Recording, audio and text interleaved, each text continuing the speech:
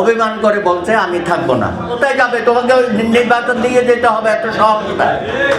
9 মাসে অনেক পরীক্ষা নিরীক্ষা করেছে, আপনাদের সংস্কার, অপসংস্কার, কুসংস্কার এগুলো আর দেখেন, অনেক দেখিয়েছেন। 9 মাসে কিছু করতে পারেন নাই, আপনি আরো 9 মাস নেবেন, সেটা আর হবে না। আপনি যখন পারেন নাই, সুতরাং বাগড়ম্বরতা দিয়ে আমাদেরকে আর বোকা বানাবেন না। তোমরা বসে বসে এখন ক্ষমতা ভোগ করতেছো, ক্ষমতার এত স্বাদ, সব কিছু এখন যমুনাতে সার্চ লাইট গিয়ে পড়েছে। আরে সার্চ লাইট তো হবে ফিরোজায়, গাদা যেমন জল ঘোলা করে ওনারাও তাই করতেছে আর কি। কিন্তু দিন শেষে তো এটাই হবে।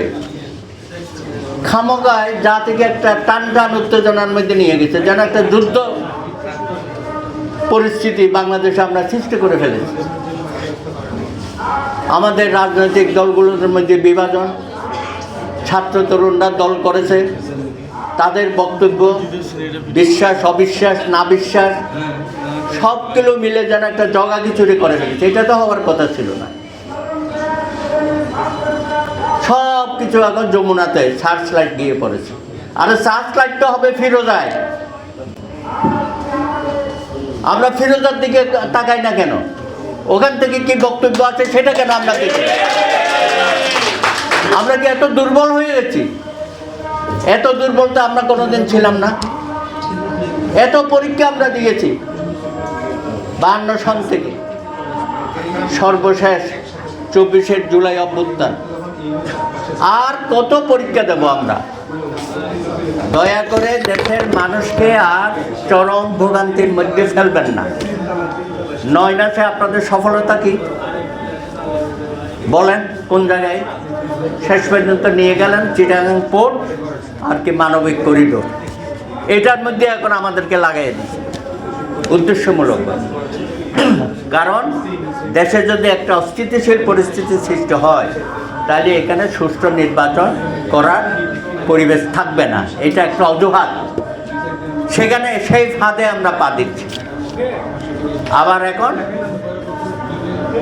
অভিমান করে বলছে আমি থাকবো না, আমি চলে যাবো। আর কোথায় যাবে? তোমাকে নির্বাচন দিয়ে যেতে হবে, এত সহজ না। যেদিন দায়িত্ব নিয়েছিল সেদিন মনে নাই? হ্যাঁ, আপনি বললেন মনোনীত, সকলের সমর্থিত, বিএনপি সহ সকলে মিলে সমর্থন করেছে। আরে বিএনপিকে তো বলেছিল যে আসেন জাতীয় সরকার করেন। বিএনপিকে দায়িত্ব দিতে চাইছিল, কিন্তু বিএনপি বলতে যে না, এখন আমি নেব না, নির্বাচনের মাধ্যমে আমরা জাতীয় সরকার গঠন করব। তো বিএনপি এত বড় একটা ত্যাগ সৃষ্টি করলো জাতির সামনে, আর তোমরা বসে বসে এখন ক্ষমতা ভোগ করতেছো। ক্ষমতার এত স্বাদ এবং সুস্বাদ পেয়ে গেছো। দয়া করে জাতিকে আর সবক দিবেন না, অনেক হয়েছে, এনাফ ইজ এনাফ। দয়া করে দ্রুততম সময়ে নির্বাচনটা দেন, জনগণ তাদের নির্বাচিত প্রতিনিধির মাধ্যমে বাংলাদেশটা পরিচালনা করে। আর কত এই আপনারা মানবাধিকার বলছেন, ভোটাধিকার, মানবাধিকার, আমাদের তো ফার্স্ট প্রায়োরিটি হচ্ছে ভোটাধিকার।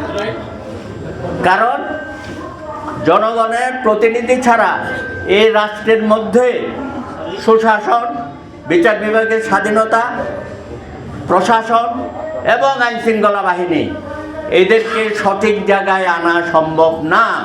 9 মাসে অনেক পরীক্ষা নিরীক্ষা করেছেন, অনেক রকমের ষড়যন্ত্র প্রত্যেক জায়গায় আছে, বিচার বিভাগ সহ। দুর্ভাগ্য আমাদের। সুতরাং রাষ্ট্রটাকে ঠিক করতে গেলে আপনাদের সংস্কার, অপসংস্কার, কুসংস্কার এগুলো আর দেখেন, অনেক দেখিয়েছেন। 9 মাসে কিছু করতে পারেন নাই, আপনি আরো 9 মাস নেবেন, সেটা আর হবে না। আপনি যখন পারেন নাই বা পারারও কোনো সূচনা আমরা দেখতে পাচ্ছি না, সুতরাং বাগড়ম্বরতা দিয়ে আমাদেরকে আর বোকা বানাবেন না। আশা করি বিএনপি সহ রাজনৈতিক দলগুলো এটা উপলব্ধি করবেন। দয়া করে ইউনূস সাহেবরে বলেন, আজকে সন্ধ্যায় বোধহয় সব আপনাদের সাথে মিটিং আছে, দয়া করে রোড ম্যাপটা দিয়ে যান, আমরা নির্বাচনের দিকে যাব।